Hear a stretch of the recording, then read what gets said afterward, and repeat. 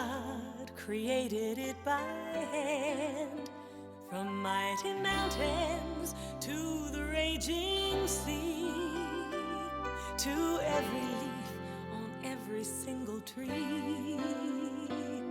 It's in the holy book. Just open up and take a look. It's a story for young and old, the greatest story ever told. So lend an ear and you will hear the greatest story. The greatest story.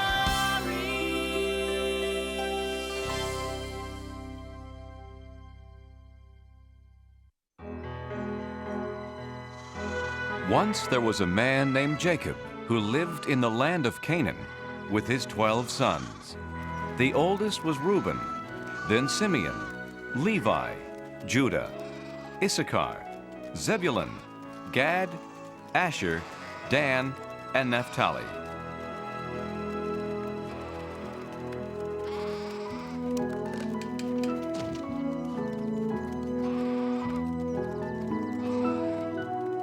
And finally, Benjamin and Joseph. They were Jacob's children by his second wife, Rachel. Being the youngest, they stayed at home while their brothers worked the pastures. Jacob loved all his sons, but Joseph was his favorite. Father, when can I tend the sheep with my brothers? I dreamed it would be any day now. Joseph, you and your dreams. You start tomorrow. And to celebrate the big event, I have a surprise for you. Now that he's of age, Joseph will join his older brothers in the fields. All right. And this will keep you warm. Oh, Father, it's beautiful. Hey, look at these sleeves and the colors. Father should have given you a coat like that, Reuben. You're the oldest. Huh. In my dreams. Joseph's brothers were jealous of his gift. It reminded them that their father loved him most of all. But the beautiful coat wasn't the only thing that made them angry at Joseph.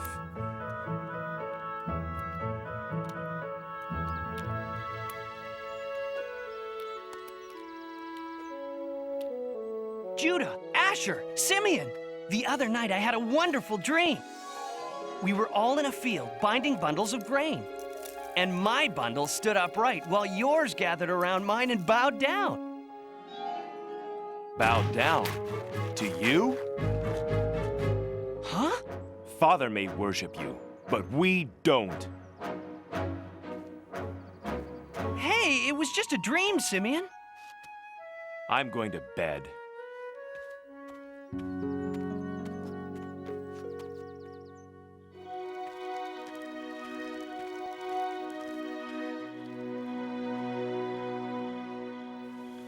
You know, last night I dreamed I was a star in the sky, along with 11 other stars.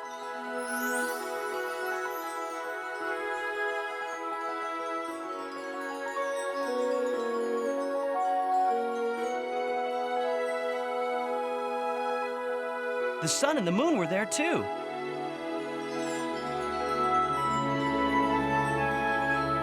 And they all bowed down to me.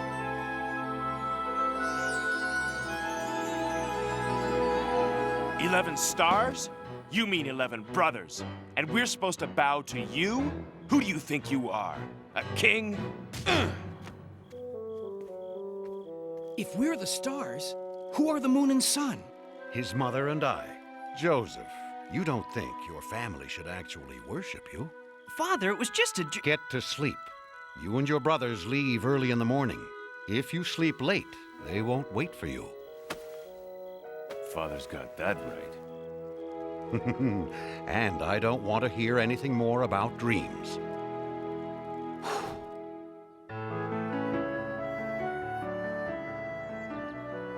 The next day, Joseph was left behind.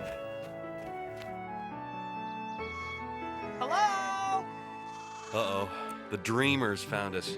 Get ready to bow, my brothers. Look at him, strut around like a peacock in his new coat. Sometimes I wish we could get rid of him. No, you don't. But I do. If he mentions one more dream. Simeon, he's our brother. We couldn't hurt him. But you've given me an idea. What were you trying to do? Lose me? Joseph began to tell his brothers how smart he had been to find them, but they weren't listening. They had other plans. Hey, careful with the coat! Reuben, Judah, no! We'll keep him down there until we figure out what to do next. Reuben planned to free Joseph when no one was looking and send him scurrying home.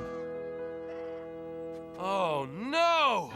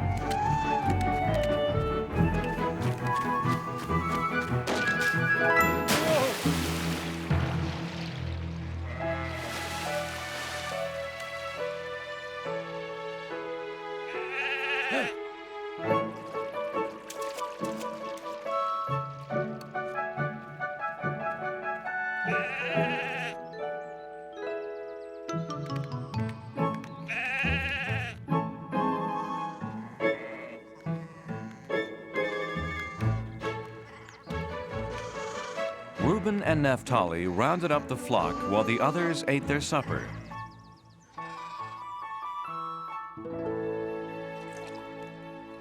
While they ate, a caravan approached.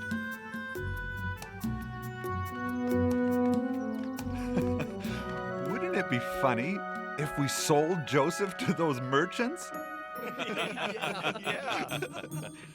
Why not? We'd finally be rid of the pest and have money from the sale. Everyone agreed to the terrible plan. And Joseph was sold for 20 pieces of silver. Brothers, why are you doing this?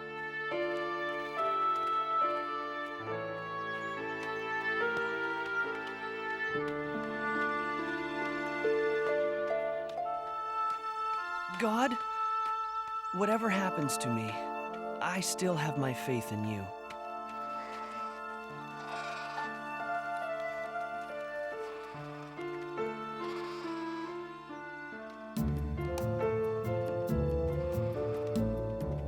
You did what to Joseph?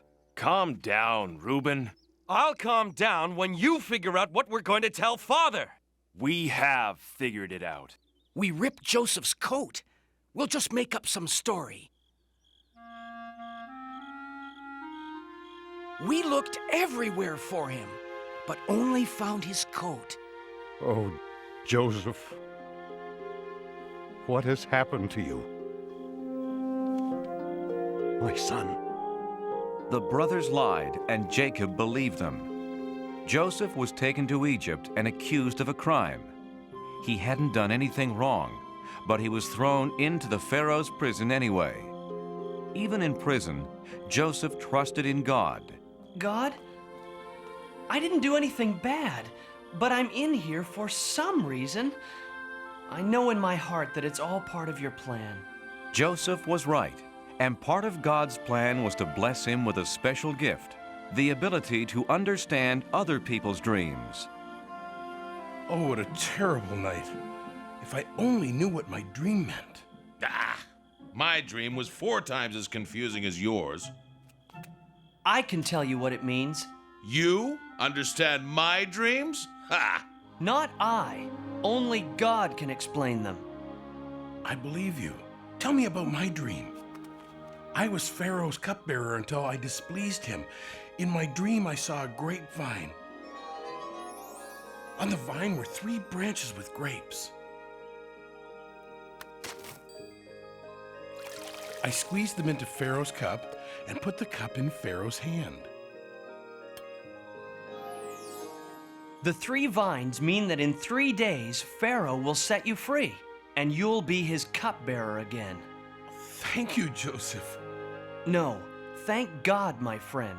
And when you're free, please tell Pharaoh about me. Tell him I shouldn't be in this awful place. I promise, I promise. Oh, enough about you. I'm next. In my dream, I had 3 baskets on my head. In the top basket were baked goods for Pharaoh. Suddenly, 3 birds came and ate everything out of the basket. What's that all about? In 3 days, you will also leave this prison. I knew it. I'm too important to stay here any longer. Wait, there's more! Everything you own will be taken away, and you will be given Pharaoh's harshest punishment. I'm sorry.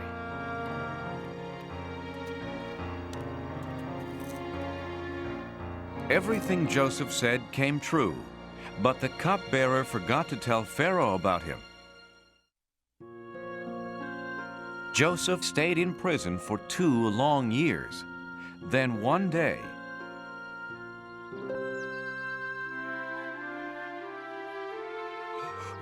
Oh, what a strange dream. Pharaoh met with the wisest men in his kingdom. Maybe they could understand his dream.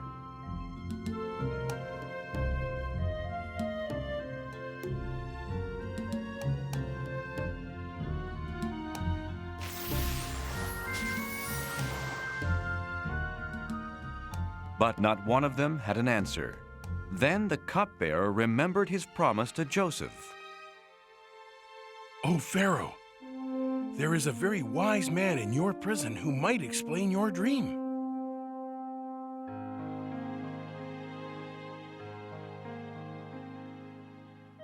Joseph, I dreamed that I was standing on the banks of the Nile when 7 fat cows came out of the water. Then 7 skinny cows came out of the river. And suddenly, the skinny cows ate the fat cows.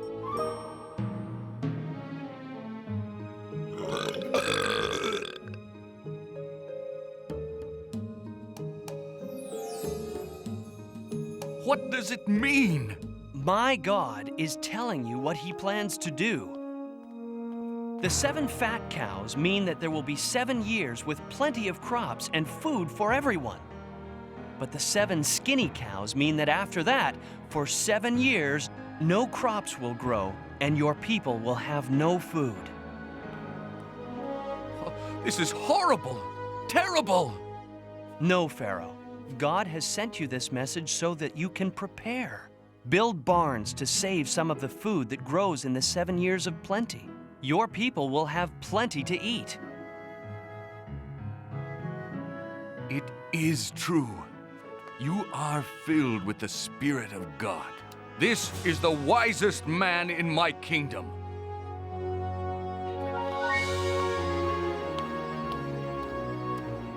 We'll build these barns and save our food. And there is only one man who I trust to do such an important job. This man, Joseph. Joseph went right to work.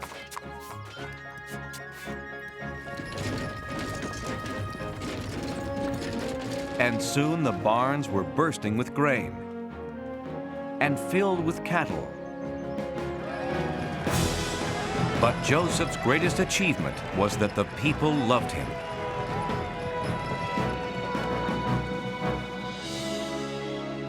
God had helped Joseph do these wonderful things, and Joseph never forgot to thank him.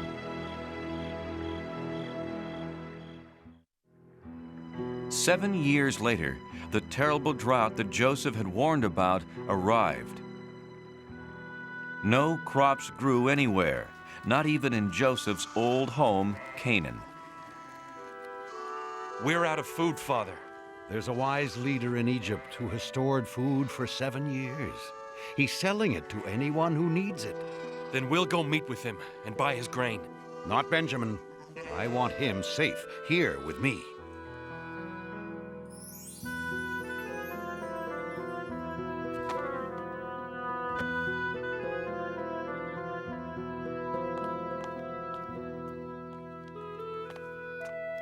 Joseph recognized his brothers. Bless you, great one.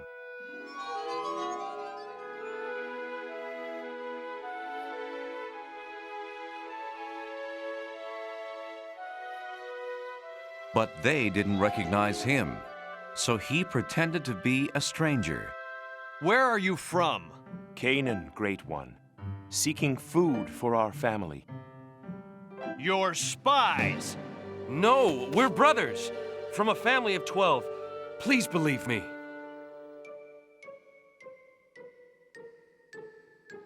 Liar! There are only 10 of you. One brother was killed, and Benjamin, the youngest, was left at home. I'll sell you my grain, but to prove that you are innocent and honest, bring this younger brother of yours the next time you come. I am going to keep one of you here until you return. Do you promise? We promise. God is punishing us for selling Joseph into slavery. He pleaded with us, and we betrayed him.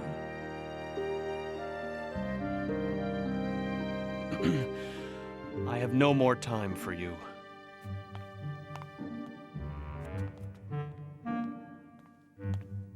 Take your grain and go.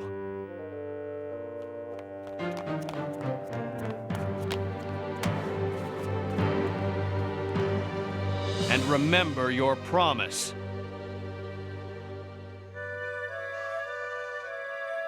Father, we had no choice. Oh, Simeon, my son, a prisoner in Egypt. But look, Father, we got the grain.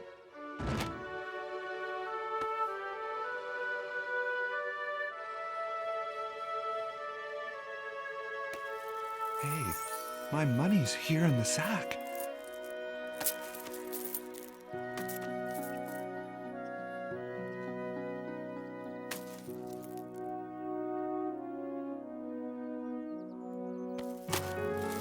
Now we'll be accused of being thieves as well as spies.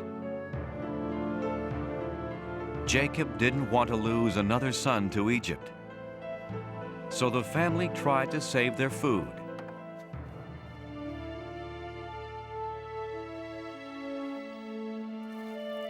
But soon, it was all gone. We're leaving for Egypt. And we must take Benjamin.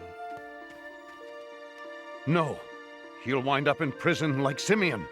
We promised, Father. If Benjamin doesn't come, Simeon will stay in prison. And the Egyptian ruler won't sell us his grain. Benjamin will come home unharmed.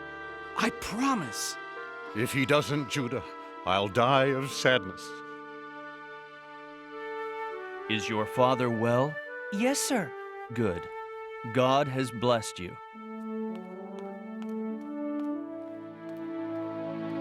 And you kept your promise, so I'll keep mine.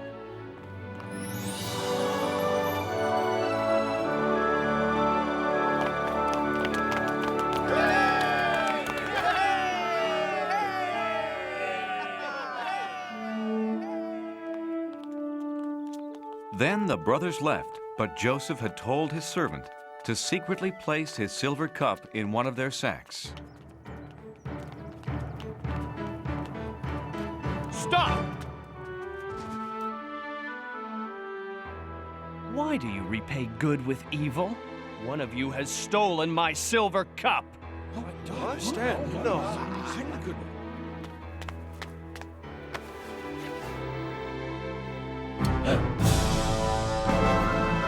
Thief!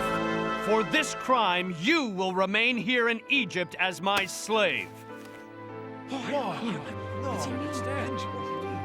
Please, if Benjamin doesn't return home with us, our father will die of grief. He stays. No! No! Take me instead. No, me. Please, Great One. When you threw me down that well, you meant it to be a bad thing. But in the end, God has turned it into something good.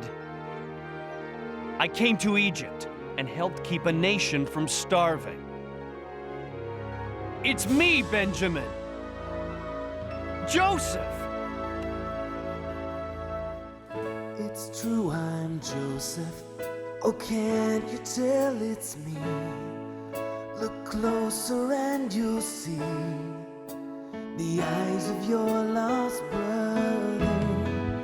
I am so glad to have my family gathered here. It's so good to know you're near again. It's really me, even I can hardly believe you are standing here after all these years. It was God's plan for me to be just who I am. It's true, you see, it's really me.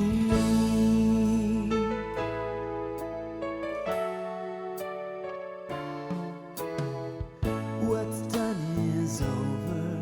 Oh, brothers, dry your tears. It was God who sent me here, and my heart holds no anger.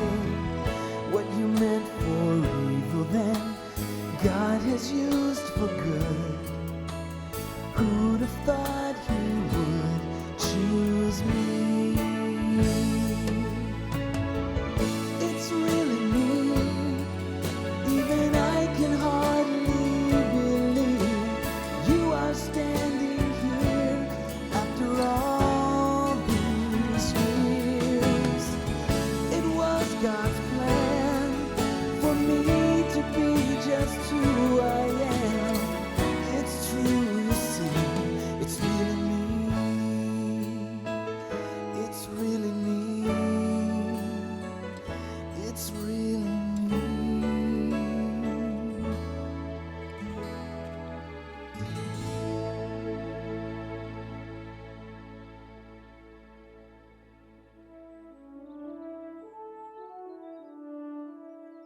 Gather your families and our father and come live with me in Egypt.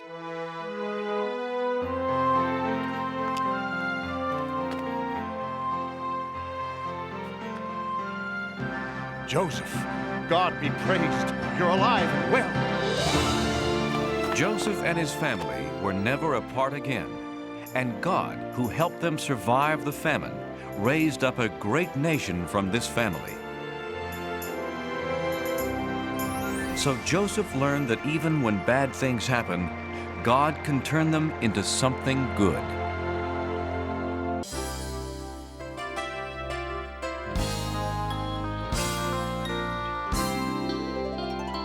Do you know how the world began?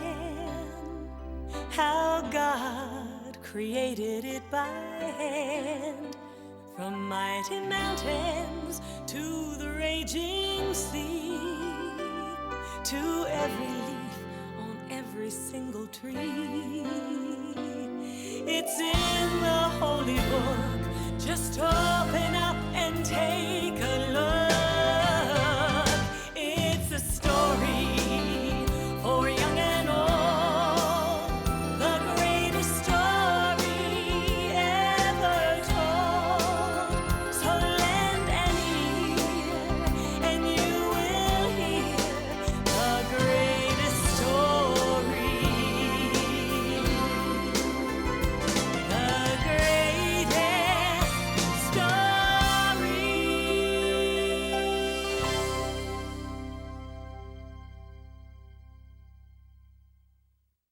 In the beginning, there was God.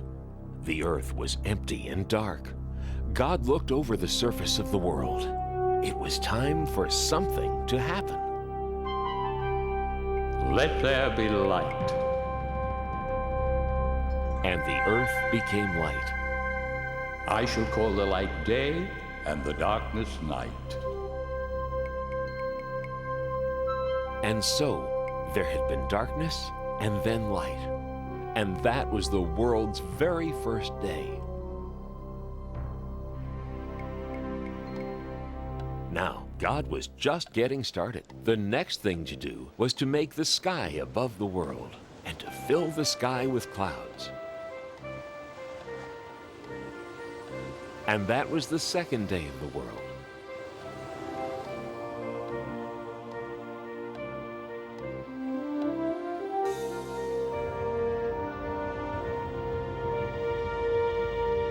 On the third day, God separated the water from the dry land.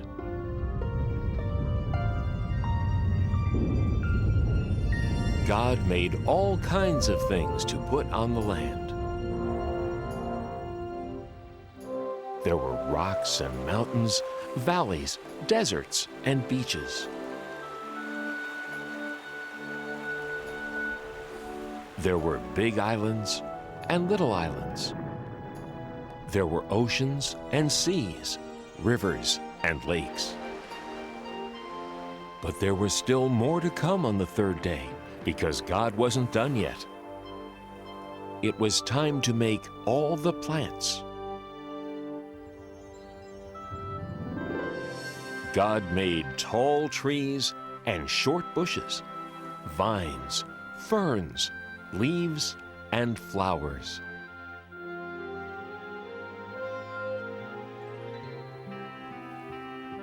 God gave all the flowers a different size, color, shape, and smell.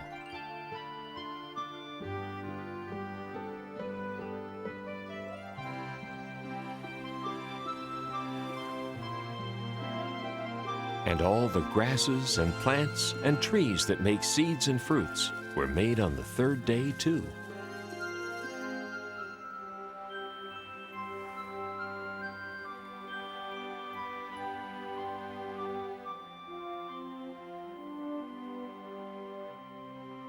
On the fourth day, God made a brilliant light in the sky called the sun to light up the day, and a silvery one called the moon to add some light to the nighttime. And as a special touch, God added billions of twinkling stars to the night. On the fifth day, God made some creatures to live in this beautiful world. There were birds,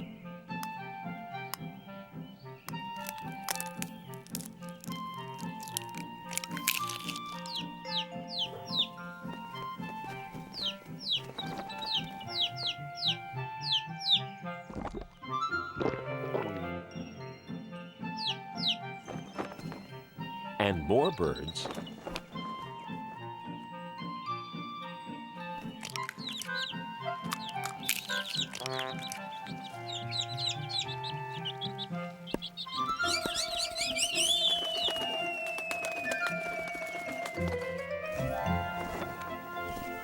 and more birds.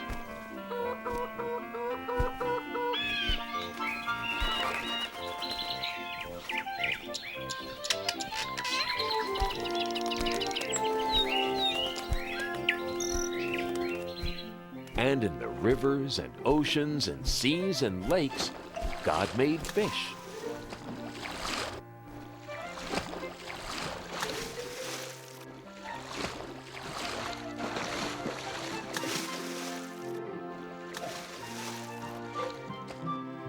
And the oceans were full of all sorts of amazing creatures.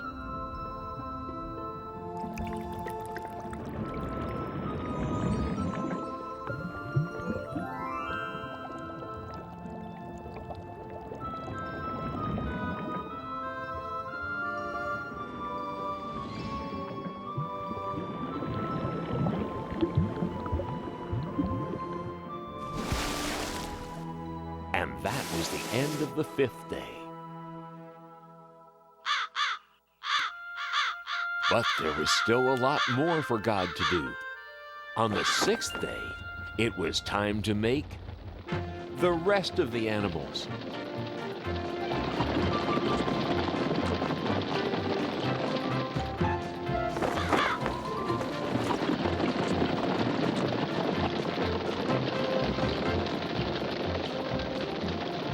There were so many animals to make.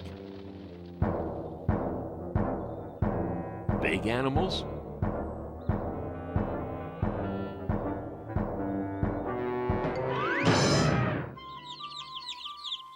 and small animals.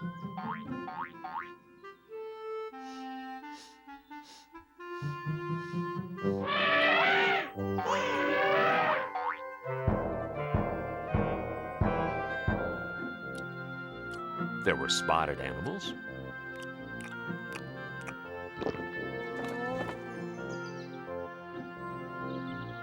and horned animals.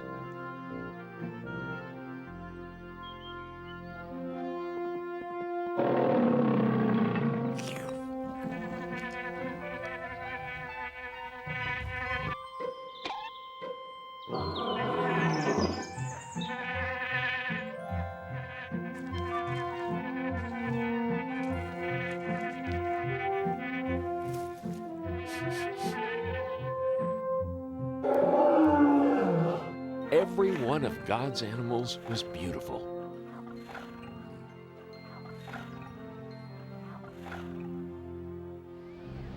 Now, on this 6th day, God did something else that was very important.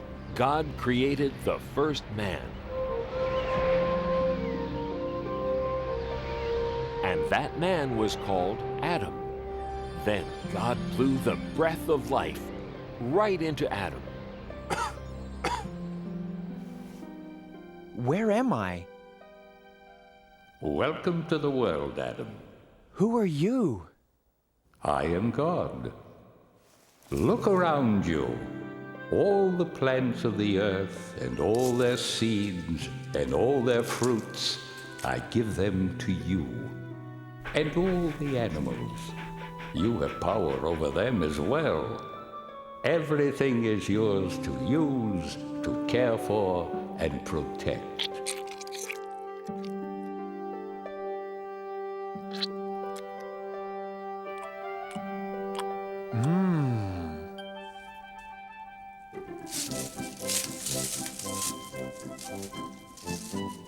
Sit. Sit, please.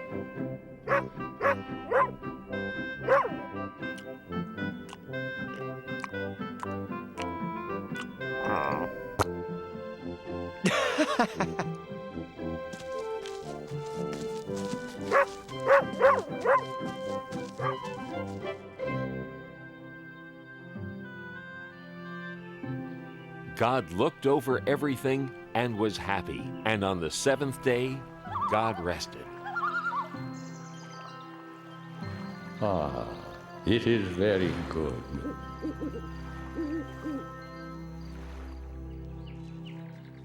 Now, God wanted Adam to live in the most wonderful place that could ever be.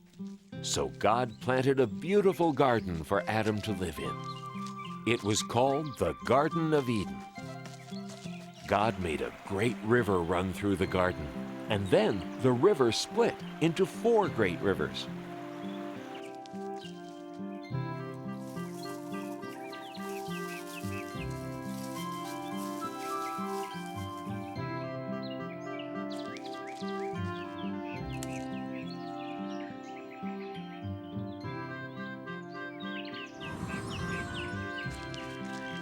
Adam had all the animals for company in the garden.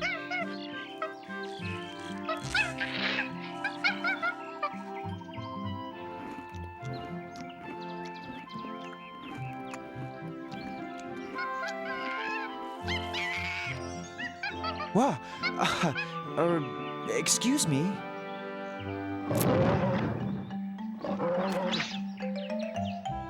Hey! Adam's first job was to name all the animals. This new request from God sounds like it's quite a job. I'm going to be as busy as a bee. I've got to search my brain and come up with a name for every living, breathing thing I see. You with the large brown spots, eating from treetops, your neck is the biggest part of you. Twisting round so easily, I believe your name will be Stretchy. Now that's pretty catchy. Or perhaps Giraffe will do. The jungle must belong to one so fierce and strong. I shiver and tremble at your growl. So you with the flowing mane, I give you the kingly name, Rory. No, that fits you poorly. Maybe lion is fine for now. Those flippy flappy things, I think I'll call them wings. And creatures they're attached to will be birds. The redbreast will be robin, ostrich that big odd one. Parrot is the clawed one who repeats all my words. I'd say your fancy shell protects you very well, although it can slow you down a bit. So you with the scaly skin, I name you and all your kin Pokey. Nah, too hokey. Know your word'll be turtle, yeah, just right. The swimmers in the sea will mostly fishes be, with whale and snail and lobster one and all. The orange one is goldfish, cod, the ice cold fish. Tadpole has the bold wish of one day being frog. The way you jump around, you hardly touch the ground, and scamper so fast you're just a blur. So you with the cottontail, you'll be known on every trail as Hopper. No, that's not proper. Oh, I have it, you're rabbit for sure. It's still early in the day, and I'm well on my way to naming every animal I know. Why, there's only 500,000 more to go.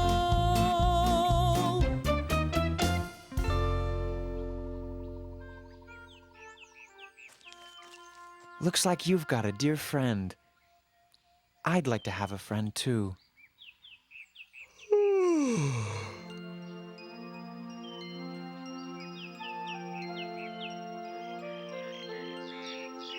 There were many animals to name. Adam grew very tired of trying to decide what to call each one. Now, God looked down on Adam sleeping there in the garden, and Adam looked very alone.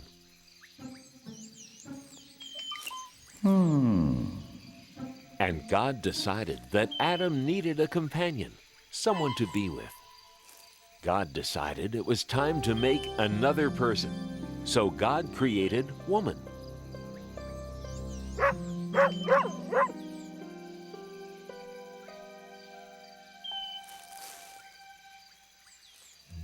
What? Hello. Hello. I mean, hi. I mean, shucks. Where am I? You're in God's garden. The Garden of Eden. It's really nice here. You'll see. These are my friends. This is Monkey, and this is Dog. And this is, I haven't named you yet, have I? Gee, I guess you need a name too, don't you? How do you like Eve? Oh, it's lovely. Eve. I like it. And I like this place. Me too. You see, God made this garden for me. I mean, us, to live in. And everything's pretty, and you can eat anything you want, and... Not quite. Who was that? That was God. Oh. God's the one who made us. There is one fruit in all the garden that you may not eat.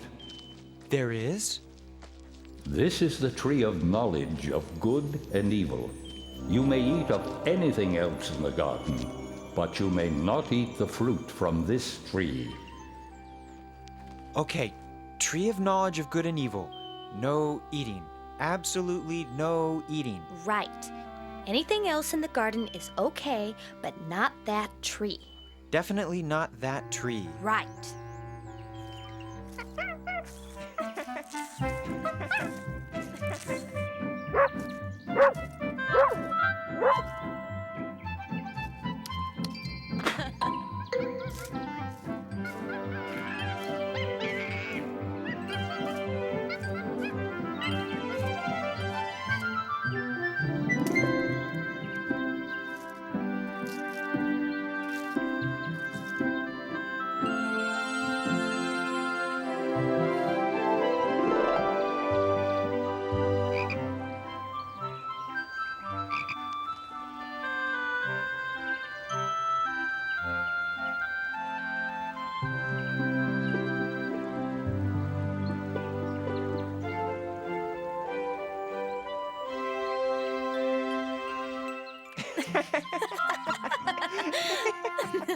And so Adam and Eve lived very happily in the Garden of Eden.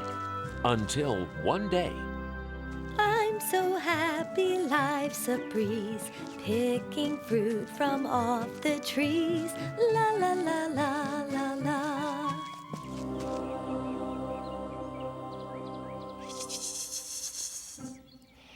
Howdy. Oh, you startled me. Hello. What are you called? Why, I'm a serpent. Nice to meet ya. Nice to meet you, too. Nice day, isn't it? Very nice day. Nice tree, isn't it? Very nice tree. Nice fruit. I have to go now. No, you don't. We're just getting to know each other. You don't want to hurt my feelings, do ya? No. Good, because I want us to be very good friends. Now, as I was saying, it's nice fruit, isn't it? You can eat it, you know. Eat what? You know what I'm talking about. The fruit of this tree. You can eat it. The fruit of this tree? No, I can't eat that. Sure you can. It's easy. It tastes great. We're not allowed to eat that. God said so. God said we'd be in big trouble if we ate that fruit. Nah, you won't be in trouble. God just doesn't want you to eat the fruit from this tree, because if you eat it, you'll get smart. Like God. What's the matter? Are you a chicken? I'm not a chicken.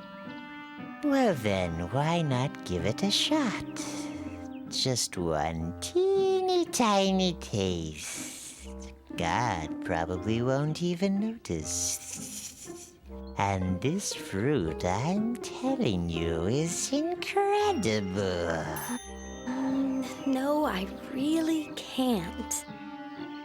I'll never tell. Try it.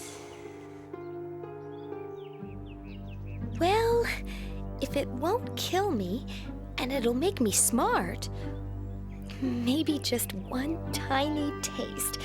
Sort of a lick, not even a bite, really. Oh, how bad could that be? Wow! Pretty good, huh? I've got to tell Adam about this. Adam! Adam! You'll never guess what just happened. What? You know the fruit? Which fruit? You know, the one we weren't supposed to eat. What about it? You didn't. Did you? I did. Eve, how could you? Adam, it's great. I want you to try it too. That serpent over there told me all about it.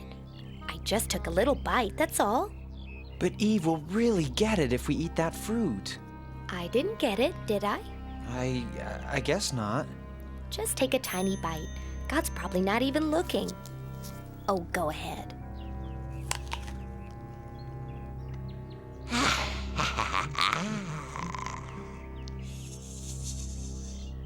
I don't know. It was good, but suddenly I feel kind of scared. I just feel so, I don't know, so sort of naked. Good grief! I'm naked! Yikes! I'm naked too!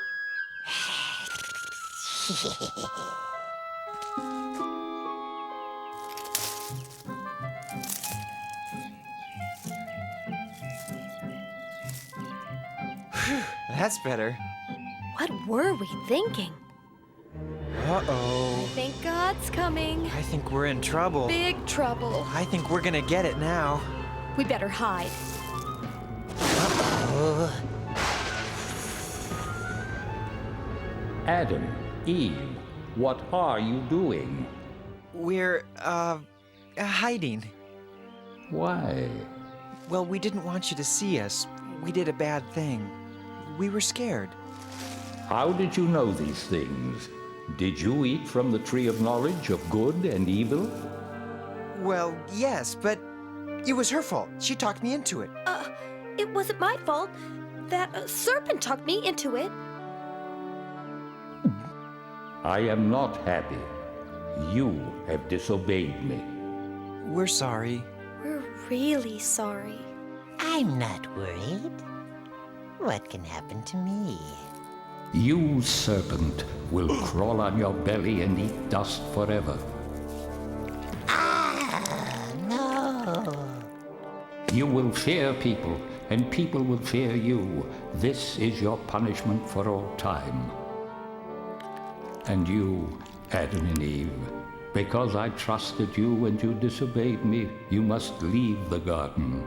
Life was easy for you here, but it will not be easy outside. You will have to work hard, and your children will have to work hard. You will know what it means to hurt and suffer pain.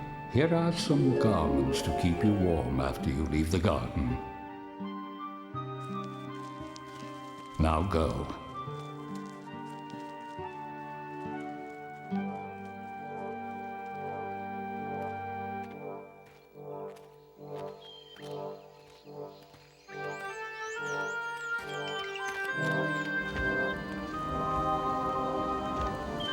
God put an angel with a flaming sword at the entrance to the garden, so Adam and Eve could never go back. But even though Adam and Eve had disobeyed God, even though they had to leave the garden, God still loved them. I'm sorry, Eve. I'm sorry too, Adam. I guess we're all alone now. Not quite alone.